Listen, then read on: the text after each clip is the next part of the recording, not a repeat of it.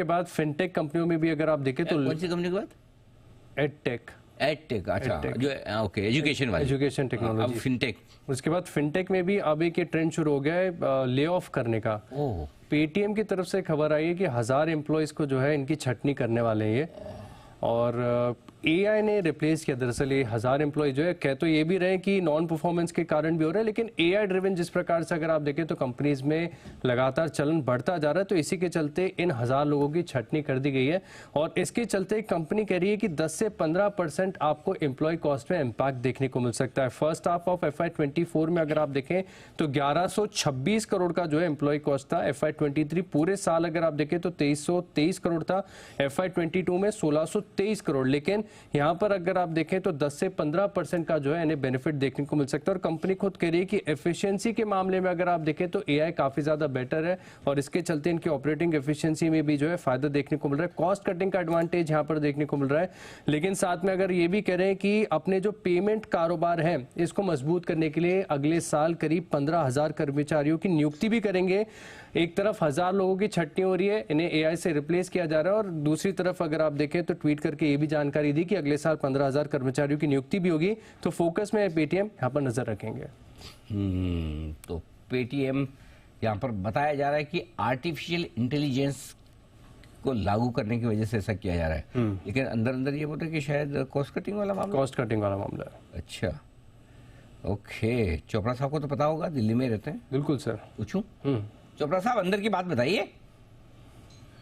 अनिल जी, मैं दिल्ली में रहता हूँ और जो इनके ओनर हैं, प्रमोटर हैं विजय, उनसे मेरा नाम भी मैच होता है। एब्सोल्युटली, इसीलिए तो हम आपके पास आए सर। देखिए, मुझे लगता है एआई एक बहाना है। कोई भी कंपनी अपने जिसे कहते हैं डेडवुड एचआर टर्म्स में, तो डेडवुड को बाहर करती रहती है। बहुत सारी टेक्नोलॉजीज इररेलेवेंट हो जाती हैं over a period of time, और नई टेक्नोलॉजीज को एम्ब्रेस करना पड़ता है। तो ये कोई नई बात नहीं है कि कोई कंपनी एम्प्लॉयज को निकाल रही है। आजकल क्योंकि लिस्टेड कंपनीज हैं तो काफ़ी हल्ला गुल्ला हो जाता है, but this is something very normal. बहुत सारी आईटी कंपनीज ने अपनी बेंच स्ट्रेंथ खत्म करी है, चुपचाप करी है, बिना बताए करी है। इन्होंने डिस्क्लोजर दिया है, और हो सकता है कि कोई डिसग्रंटल्ड एम्प्लॉय ने भी ये बात बाजार में निकाली हो, पॉसिबली। तो कोई नई बात नहीं है। तो आई थिंक ये स्मार्ट साइजिंग कहते हैं इसको आज के ज़माने में।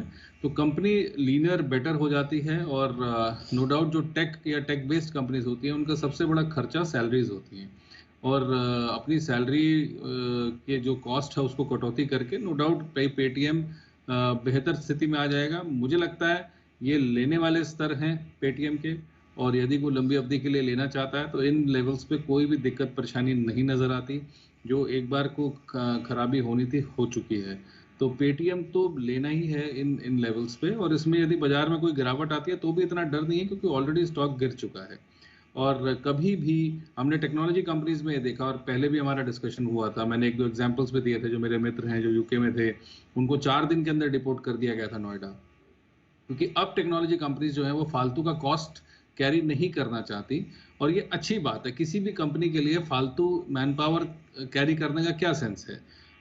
तो निश्चित रूप से अच्छी चीज़ है पेटीएम के लिए। मैं सहानुभूति है मेरी उन लोगों के साथ जो अपनी नौकरी खोएंगे, मगर ऐसा नहीं है, भारत उभरता हुआ देश है। इन लोगों को निश्चित रूप से कहीं ना कहीं कोई और कंपनी हायर कर लेगी, अच्छे लोग होंगे। तो I think it is good for Paytm overall, और बिल्कुल भी इस लेवल पर डरना नहीं है। पेटीएम मुझे लगता है लेने जैसा है। ओके, बहुत ही कॉन्फिडेंट व्यू दिया है, और कॉस्ट कटिंग के लिए आज से पहले किया हो, लेकिन ये कंपनी के लिए फायदे की बात, ऐसा मानना है विजय चोपड़ा साहब का। और चोपड़ा साहब का कह रहे हैं कि डरे नहीं, ऑलरेडी स्टॉक में करेक्शन हो ही चुका है, ये खरीदने का वक्त है, ना कि बेचने का।